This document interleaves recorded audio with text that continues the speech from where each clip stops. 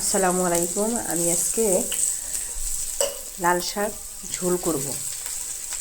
তো লাল শাক ঝোলটা একবারে আমি বাগার দিয়ে দিব। আমি পেঁয়াজ, মরিচ, রসুন একবারে ভেজে নিচ্ছি।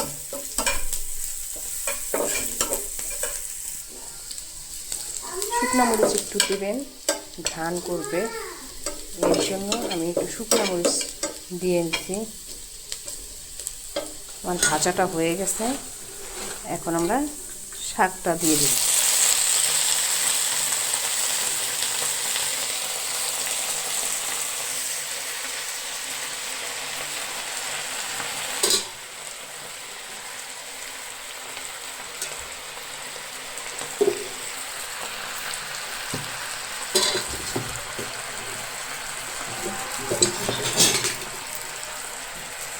লবণ দিয়ে দিলাম, এখন ঢেকে দিব। শাকের ঝোল আমাদের হয়ে গেছে, এখন আমরা নামিয়ে ফেলব।